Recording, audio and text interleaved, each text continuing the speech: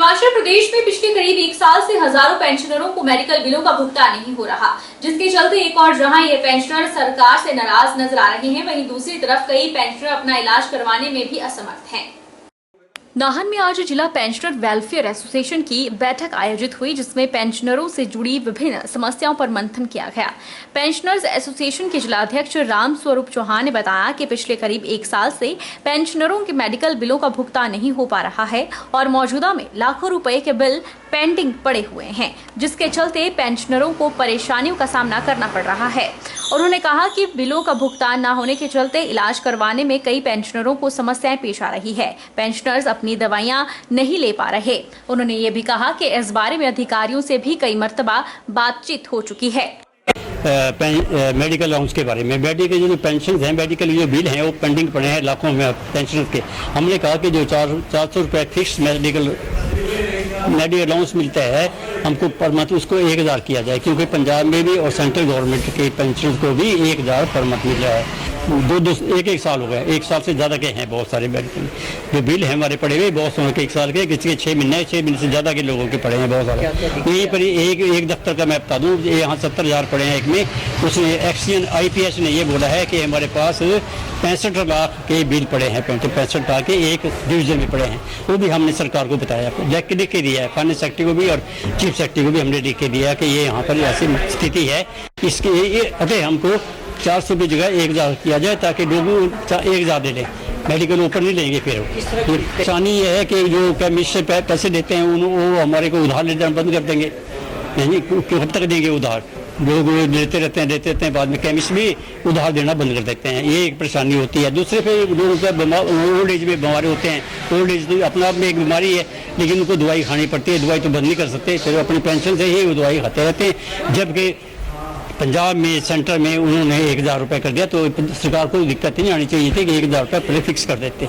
विधानसभा चुनाव की नजदीकियों के साथ ही हिमाचल में पेंशन बहाली की मांग जोर पकड़ने लगी है। वहीं कर्मचारी अब सरकार को मांग पूरी न होने पर इसका परिणाम भुगतने की तैयार रहने की चेतावनी भी दे रहे हैं।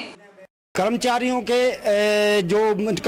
की मांगे है जो कि अभी डिस्कस हो रही थी मीटिंग में, वो अभी तक पूरी नहीं हुई है। चाहे रियल की बात हो, चाहे इन्होंने जो अभी बात कही है, कोई भी ड्यूज इनके जो है पूरे नहीं किए जा रहे, कोई अधिकारी सुनाई नहीं करता है।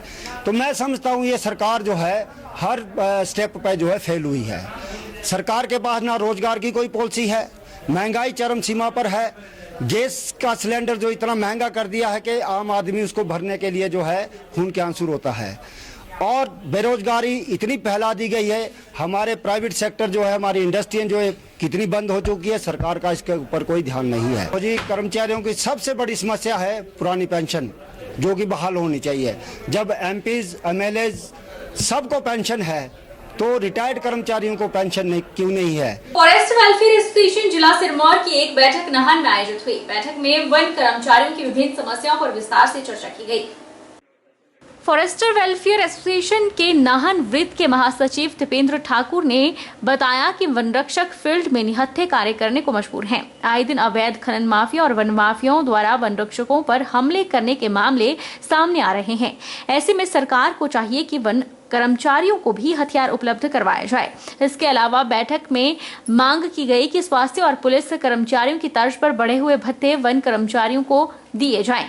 इस दौरान बैठक में फॉरेस्टर वेलफेयर एसोसिएशन ने NPS बहाली की मांग को लेकर पुरजोर आवाज उठाई। समस्याओं की अगर हम बात करें तो जो हमारे वन रक्षक साथी हैं या जो वन खंड अधिकारी हैं, उनको सबसे बड़ी समस्या आ रही है, जो उनका जो फिक्स टीए हमें मिलता है वो बहुत कम है। ट्रैवलिंग अलाउंस जिसको कहते हैं वो बहुत कम है। तो हम सरकार से मांग करते हैं कि मेडिकल डिपार्टमेंट और पुलिस विभाग की तर्ज पर हमें भी कम से कम 1000 रुपये जो है यात्रा भत्ता प्रदान किया जाए। इसके अलावा वेतन संबंधी भी बहुत सारी समस्याएं हैं और वन रक्षक और वन खंड अधिकारी फील्ड में जो है वो बिल्कुल निपट अकेले होते हैं, उनके साथ कभी भी कोई भी अनहोनी घटना हो सकती है। इसके लिए भी हम सरकार से मांग करते हैं कि उनको हथियार उपलब्ध करवाए जाएं और उनके साथ एक जो हमारा फर्स्ट वर्कर होता है, कर्मचारी होता है चतुर्थ श्रेणी वर्ग का, वो प्रदान किया जाए। कुल NPSCA का हम जो है फर्स्ट वेलफेयर एसोसिएशन पूरी तरह से समर्थन करती है और पुरानी पेंशन की जो बहाली की मांग है वो फर्स्ट एसोसिएशन भी इस मांग को प्रमुखता से विभिन्न मंचों पर रखता आया है। और हम आगे भी जो है NPSCA जो हमारा संगठन है पुरानी पेंशन बहाली का, उसको समर्थन करना जारी रखेंगे। हिमाचल में विधानसभा चुनाव के चलते पुलिस ने भी तैयारियां शुरू कर दी है। हिमाचल पुलिस महानिदेशक संजय कुंडू विभिन्न जिलों के दौरे कर रहे हैं, जिसके चलते रविवार को पहला दौरा बद्दी नालागढ़ का किया।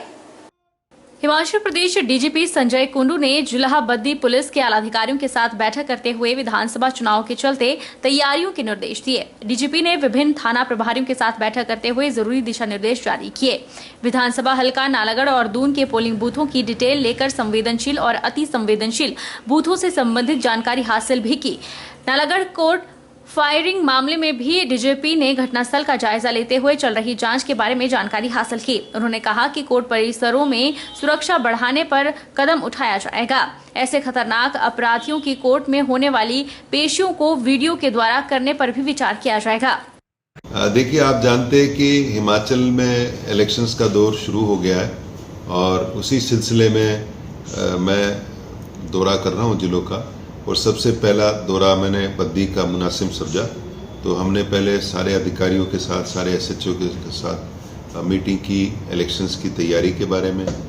कितने टोटल पोलिंग बूथ्स हैं, कितने क्रिटिकल हैं, कितने वल्नरेबल हैं, कितने हमारे इंटरस्टेट बॉर्डर्स के नाके लगे हुए हैं, कितने और लगेंगे, क्या CCTV कवरेज होगा, किस तरह से इलेक्शंस सुचारू रूप से हम करवाएंगे, इलेक्शन के दिन से पहले वाला काम, इलेक्शन के दिन का काम, इलेक्शन के दिन के बाद का काम। तो एक तो इलेक्शन रिलेटेड था। दूसरा है कि आप देखते हैं कि हिमाचल का जो इंडस्ट्रियल हब है ये बद्दी है, तो इंडस्ट्रियल सिक्योरिटी के बारे में भी हम ने मीटिंग ली और हम धन्यवाद करते हैं इंडस्ट्रियल एसोसिएशन का, इनके जो रिप्रेजेंटेटिव्स आज आए। तीसरी बात है कि कुछ दिन पहले नालागढ़ कोर्ट में फायरिंग हुई थी, तो मैं नालागढ़ कोर्ट में भी जाऊंगा, उस मौके को देखूंगा और उसके बाद मैंने इन्वेस्टिगेशन में क्या प्रोग्रेस है उसका भी मैंने रिव्यू किया और कैसे कैसे कोर्टों में सुरक्षा के प्रबंध और किए जाएं और कैसे ये जो अननेसेसरीली ट्रैवलिंग जो होती है ना, जो मेन एक्यूज्ड होते हैं, इनकी कैसे कम की जाए, क्योंकि एक प्रावधान है वीडियो कॉन्फ्रेंसिंग से जो मुलजिम पेश हो सकता है, और कैसे उसको बढ़ाया जाए ताकि जो थ्रेट है, ओवरऑल थ्रेट कम हो। हिमाचल देवभूमि के नाम से जाना जाता है। पांडवों की भूमि पंडोह विश्व प्रख्यात है। पंडोह क्षेत्र की सियोग पंचायत में 7 से 14 सितंबर को मां भैरवा का प्राचीन मेला धूमधाम से आयोजित किया जा रहा है।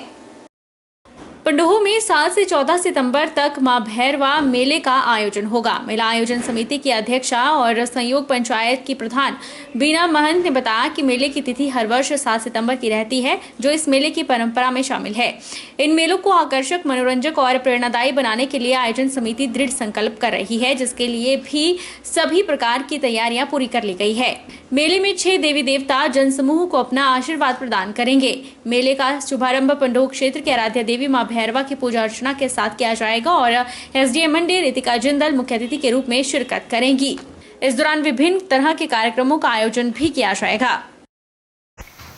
ग्राम पंचायत सहयोग में माता त्रिपुरी भैरवा का जो 7 दिवसीय मेला है वो 7 सितंबर से लेकर 14 सितंबर तक रहेगा। और पहले यह मेला अन्य स्थान पर होता था, परंतु अब ये ग्राम पंचायत सहयोग के प्रांगण में होने जा रहा है और इसमें हमारे आसपास के 6 देवी देवता को आमंत्रित किया गया है। और मेले के जो मुख्य कार्यक्रम हैं वो स्कूली बच्चों का कार्यक्रम रहेगा और महिला मंडल एवं वॉलीबॉल और कबड्डी का मैच होगा, रस्साकशी होगी और 12 और 13 तारीख को जो कुश्ती का होगा और रात्रि संध्या का आयोजन होगा। रविवार को महाविद्यालय अंब की NSS इकाई के द्वारा 1 दिवसीय शिविर का आयोजन किया गया, जिसमें NSS इकाई के नए कार्यकारिणी सदस्यों का चयन हुआ। 1 दिवसीय शिविर में NSS स्वयंसेवकों को शपथ भी दिलाई गई। शिविर में NSS स्वयंसेवक सौरभ और प्रांजलि को NSS इकाई अंब का अध्यक्ष चुना गया। मिनी मणिमहेश के नाम से विख्यात धर्मशाला के नदी के पास स्थित डल झील में त्रिस्तरीय व्यवस्था के बीच पवित्र स्नान हुआ। श्रद्धालुओं ने जय भोले के उद्घोष करते हुए डल झील में श्रद्धा की डुबकी लगाई। हालांकि रविवार सुबह बारिश का दौर जारी था, इसके बावजूद श्रद्धालुओं में उत्साह कम नहीं हुआ। यहाँ पर डल लेक में एक शाही स्नान होता है, जिसमें मान्यता है कि मणि महेश के बाद डल लेक में जो स्नान है दूसरा सबसे बड़ा स्नान है। कई बार ऐसा होता है कि मणि महेश में कई लोग ना पहुंच पाए, तो उसके लिए ये डल लेक उतना ही पवित्र व महत्व का स्थान रखता है। पुलिस की तरफ से कैसी व्यवस्था? पुलिस की तरफ से त्रिस्तरीय व्यवस्था की गई है। मुझे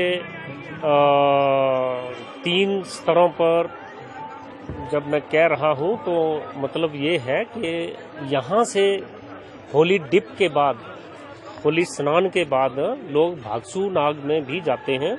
वहाँ भी मैंने पुलिस की व्यवस्था लगाई है, तथा मैक्लोडगंज में मेला भी चला हुआ है तो उसमें भी मैंने लोग लगाए हैं। एक्चुअल में हमारी जो भारतीय संस्कृति है उसके अनुसार ऐसा माना जाता है कि कोई पर्टिकुलर समय रहते थे जब भगवान जो थे इन झीलों में स्नान करते थे, और राधाष्टमी का नहान जो है उसको हिमाचल में विशेष मान्यता है और इसको बड़ा नहान कहते हैं। और जैसे मणि महेश झील में पवित्र स्थान होता है, उसी प्रकार से ऐसी मान्यता है कि जो मणि महेश झील है उसी का पानी ही यहाँ पर धर्मशाला डल लेक में पहुँचा है, क्योंकि किसी एक गडरिये का कोई कान का गहना जो था वो मणि महेश झील में गिरा था, और ऐसी मान्यता है कि जब वो गडरिया यहाँ पहुंचा तो उसे वो अपना कान का जो सोने का जो गहना था वो यहाँ पे प्राप्त हुआ था। तो वक्त चला है छोटे से ब्रेक का। ब्रेक के इस बार फौरन लौटेंगे, आप बने रहिए हमारे साथ।